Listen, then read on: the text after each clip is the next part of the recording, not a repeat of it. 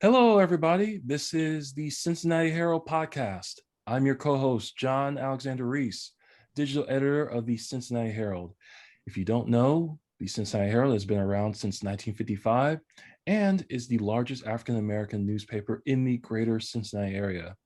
And with me today is my co host and media consultant of the Cincinnati Herald, Andria Carter. How are you doing today, Andria? Fine, how are you? Thank you for having me. Thanks for getting on.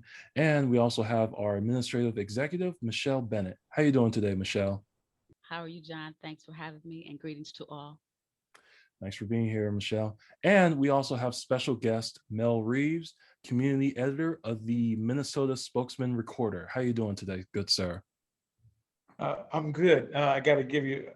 So I'm actually the editor. They call me the community editor because the publisher felt like that will give us a little more cachet. So it's kind of a funny thing, but I'm actually the editor of the paper.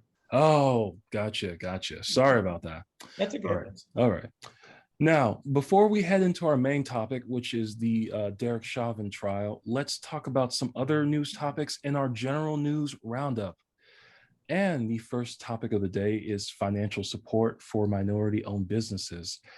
Minority-owned businesses in Cincinnati could gain financial support to help them weather the COVID-19 shutdowns and restrictions if the city council approves setting aside $4 million from stimulus funds received from the American Recovery Act, the latest round of stimulus funding being distributed in President Joe Biden's effort to get Americans back on their feet. The initiative is known as Ascend Cincy. Mayor John Cranley was joined March 25th by leadership of the Urban League of Greater Southwestern Ohio, the African American Chamber of Commerce, and the Minority Business Accelerator at the African American Chamber to announce a stimulus proposal intended to support local minority-owned businesses that have been hit hardest by the corona pandemic. Data shows 30% of Black-owned businesses closed due to the impacts of the economic recession caused by the pandemic. Moving on to our second topic, which is about new voting laws in Georgia. Lawmakers in Georgia have given final passage to the GOP-sponsored legislation that seeks a sweeping overhaul of state election law on Thursday. Shortly after the bill was passed, Republican Governor Brian Kemp signed this bill into law.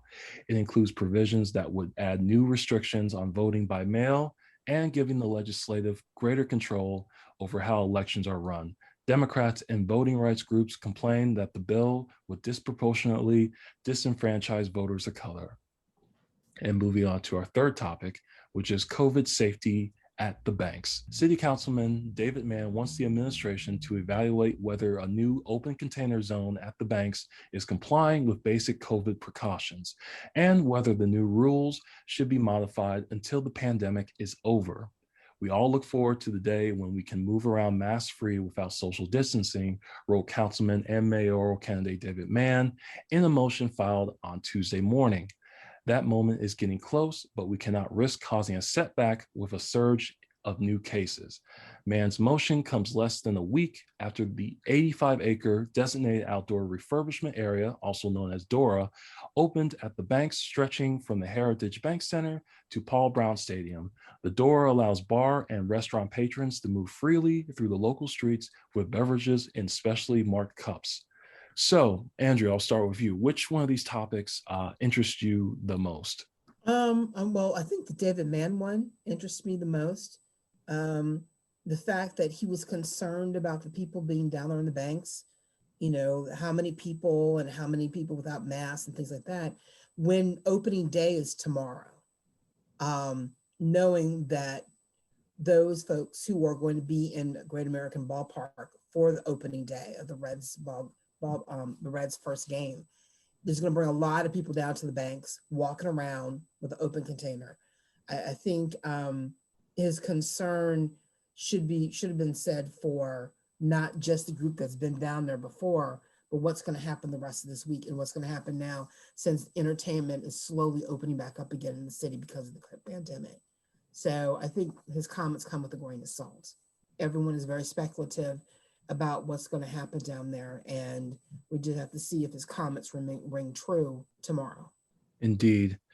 Michele, which one of these stories interests you the most? It's funny that you should ask that because I find all of them interesting, quite interesting. But I'm looking at the one that's talking about the $2 trillion from the president, and then we have all this homelessness.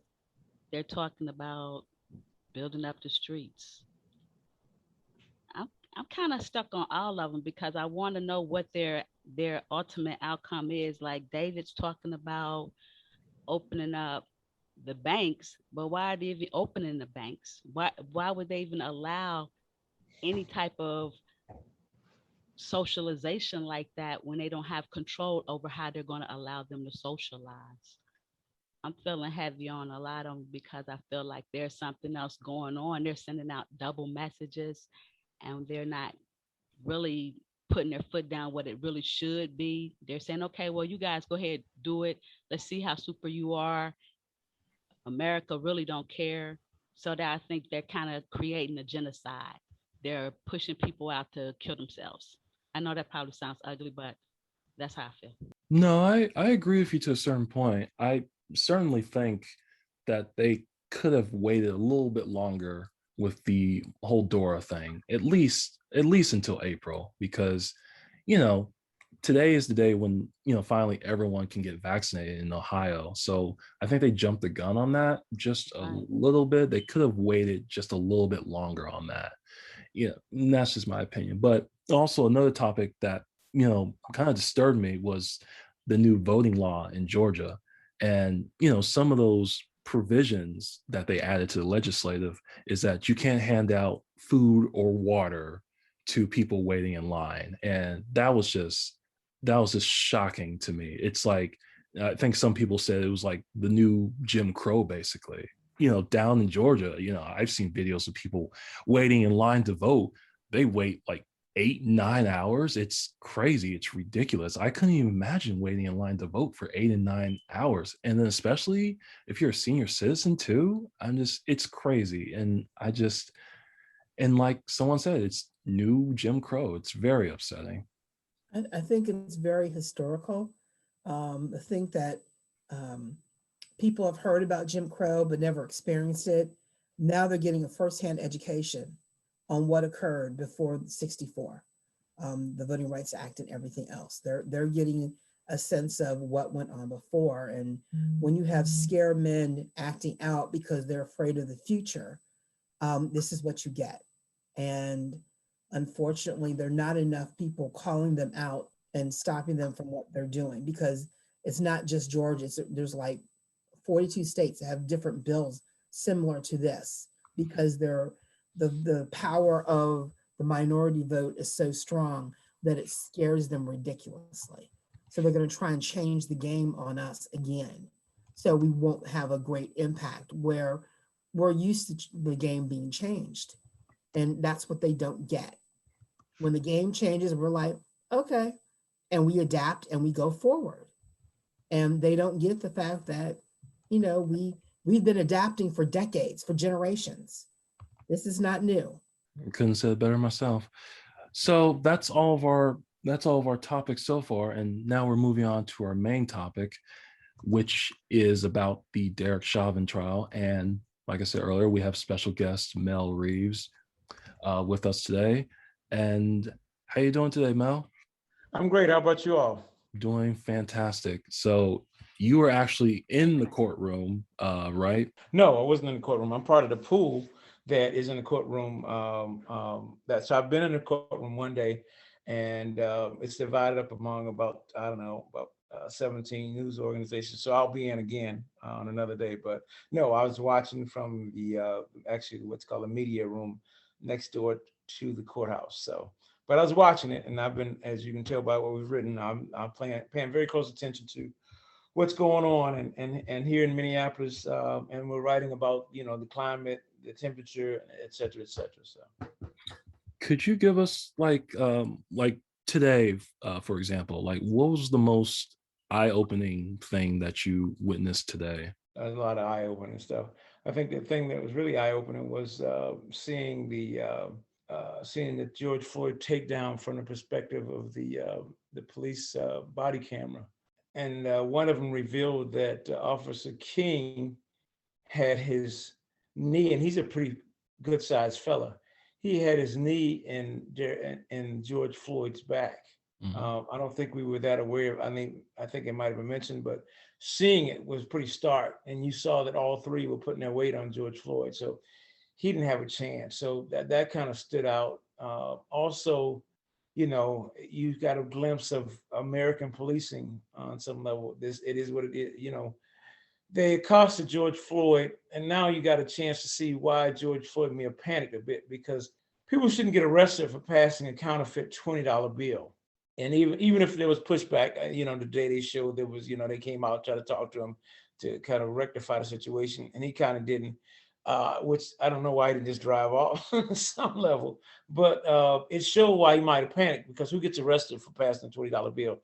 And you noticed a few things, that they were trying to charge him with forgery. So having possession of a counterfeit bill does not mean you forged it. So why did they make that leap? It showed you the leap that law enforcement made. Also, they pulled the gun on him. So you saw that there was no reason to pull a gun on him. He hadn't done anything for them. He hadn't committed any major crime. So you really see the ridiculousness of U.S. policing. His passengers got put up against the wall. They were forced to show ID, tell them their name. They hadn't done anything. They're just in a car. So they treated this as if this was a major crime had occurred. And on some level, we don't want to be honest about it, but that's how the police see us, as potential criminals. We exist for the system to put us in our place. So that stood out. They did the film from the one officer's video that really was stark to me. That showed King with his knee, and also, there's so many things. Also, you hear him and you recognize that they're not responding. They do respond, and one time they responded and said, "What's wrong with me?" He says, "I can't breathe." Then they're saying, "Relax." He says, "I can't breathe." And then one says, "Well, you're talking." I've heard that before. The police are trained, and somebody told me this, to think that if somebody can talk, they can breathe. It's ridiculous. And so now you see that the police are also trying to be medical experts. They can determine whether or not somebody can breathe when they say they can't breathe. But that's about the third time I've seen that.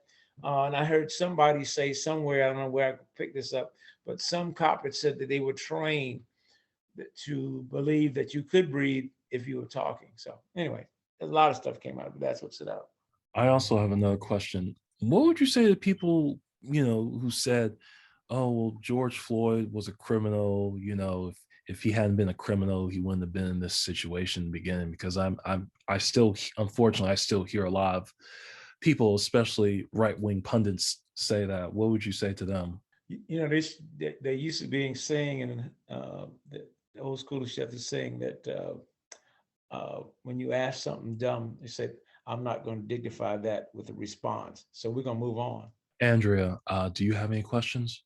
Can you see the jurors in the room or no? No, I wasn't in there today, dear. But I'm just saying on camera where you were. Can you see them? No, you can't see the jurors. The only way you can see the jurors is if you're actually in the courtroom. And so when I was in the court the one day, you could see the jurors. So no, I was just curious about the jurors' reaction to all of the youth that were testifying about what they saw. Well, we have pool reporters who talked about it, and there's a varied reaction.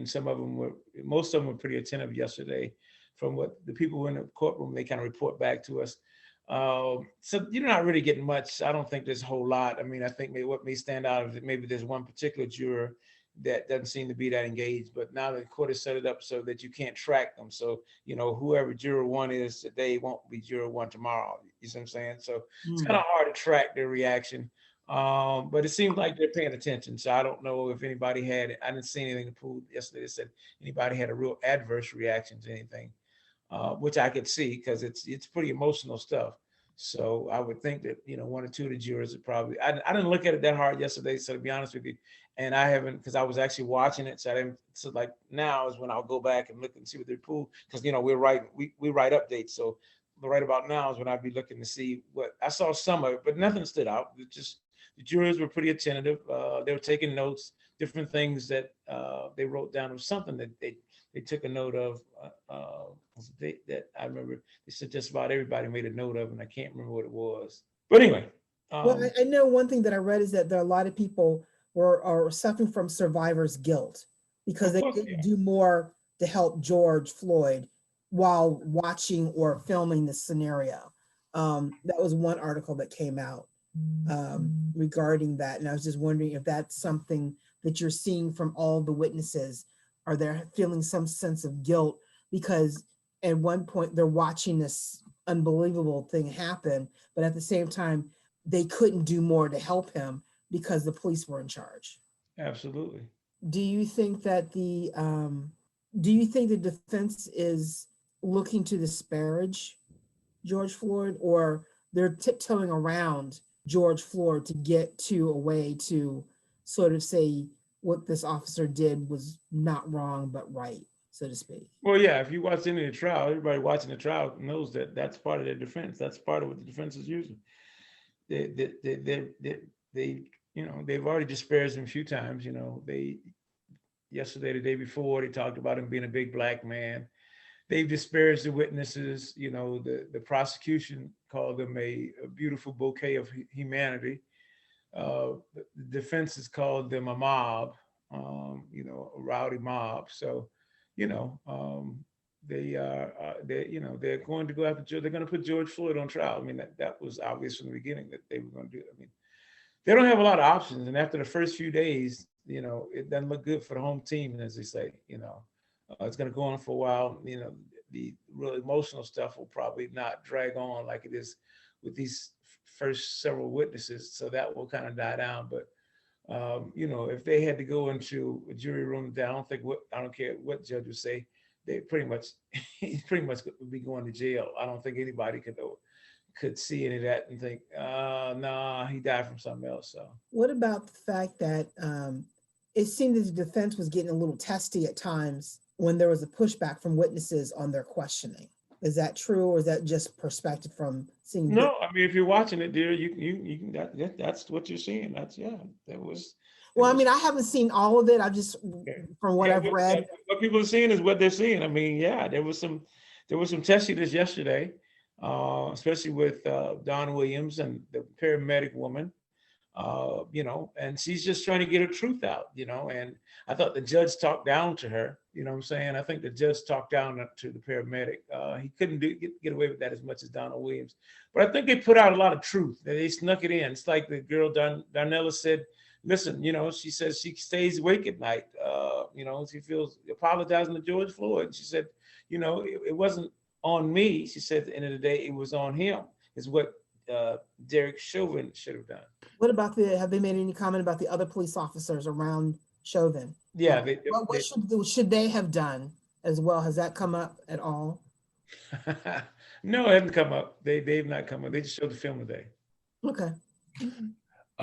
Michele, do you have any questions for Mr. Reeves? Well, I do. I have more of a statement than anything, because what they're doing to our kings at this time is what they've been doing for years gone back, and they're going to continue.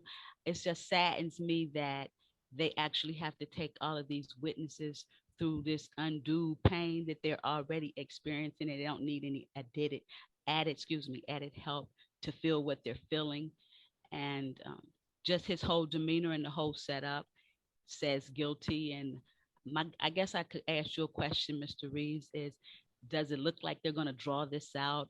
Are they going to try to make this quick and out of the way trial, get it over with? So let me tease y'all a little bit. So the legal thing is not my strength. I mean, like anything else, I pay attention to it. I couldn't tell you how they're going to do this. What my absolute strength is talking about social and political stuff and analyzing it. So the strength of having me on the show is I'm going to tell you how I really see it. And here's how I really see it, to y'all's point. So the trial is set up so to stay in certain parameters, right?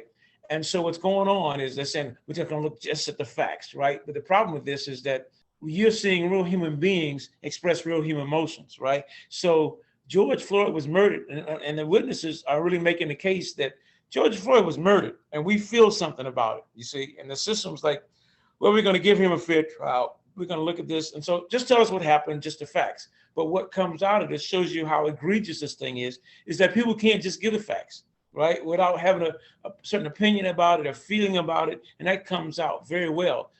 And I said, and I texted today, I said, Mr.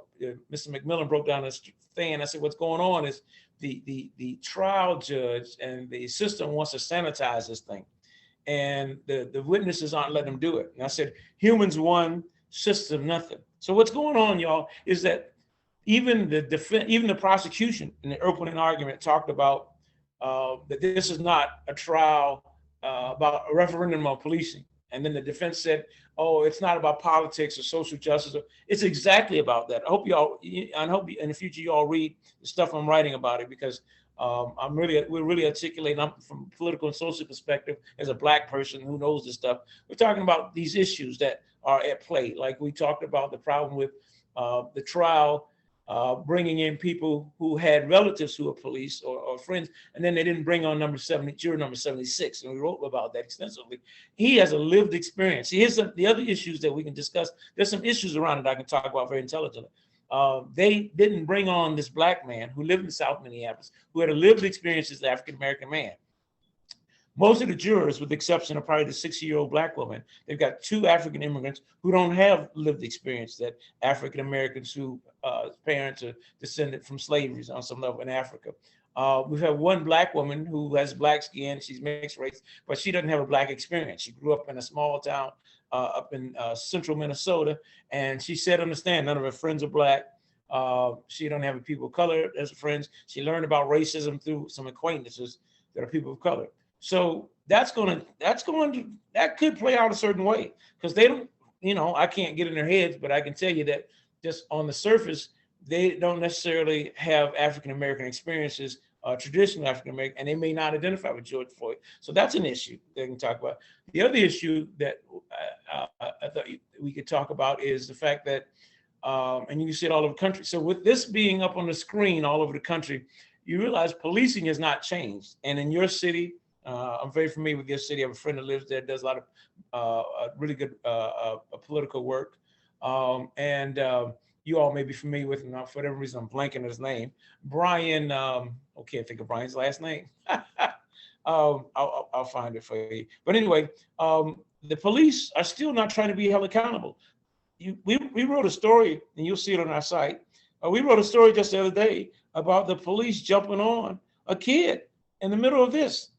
In the middle of what's going on, a kid punched. There was a controversy about the cops had grabbed the wrong person who had stolen the car, right? So people came out because there was all this commotion. And so the young people were like trying to point out to the cops that they had the wrong person. They were trying to get the kids' parents there. Cops didn't want to wait. So, there was a lot of kids around, and the cops got upset about it. And so the kids were following the cops because the cops removed the kid to another plot. I don't know where they thought they were going. Anyway, some kid and the cops getting a debate or whatever. And this cop swings on this kid. Yeah, you can find the video, and jumps on him and starts punching him. And it's like, what's going on here? In St. Paul, they had a no-knock warrant, and they went into this lady's house. Her 18-year-old kid, the 18-year-old the warrant was for, he was there surrendering himself. And for whatever reason, the deputies kept going in the house, and they grabbed her 11-year-old and picked him up off the ground by his neck, choking him.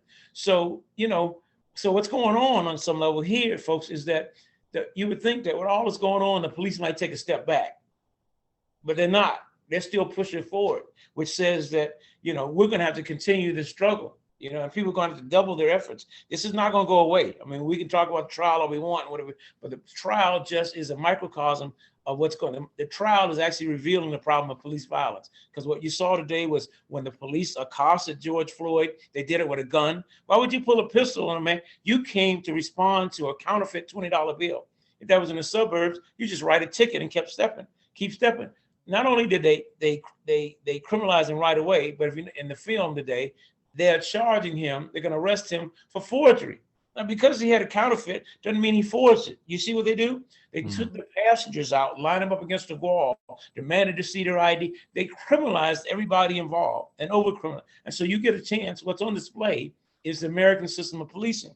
And so the questions that we got to start asking y'all is that, how are we going to stop this? How are we going to end this? And we got to put pressure on in Cincinnati and Minneapolis and Columbus, and Cleveland and New York and Detroit and Miami and LA, New Jersey, where we've got to say, hey, you you have to hold these people accountable. If you don't hold them accountable, then we don't have to really listen to anything you say. Then we don't live in a democracy.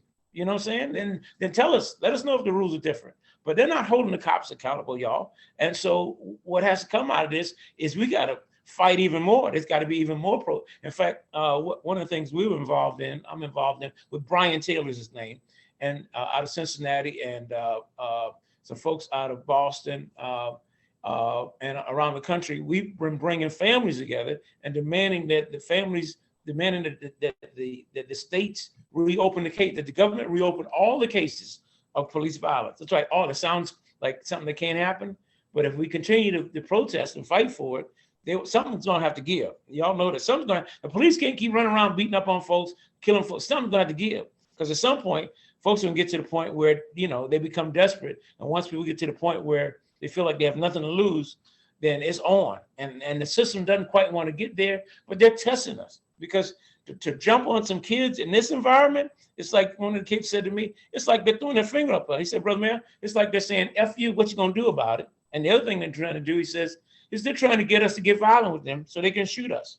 So those are the real issues that are surrounding this trial, y'all. I'm not an attorney, so I can't get into the weeds about how the defense is gonna go, but I can tell you that the defense said early on that they're going to prove that Derek Chauvin was doing the job he was trained for. Now think about that.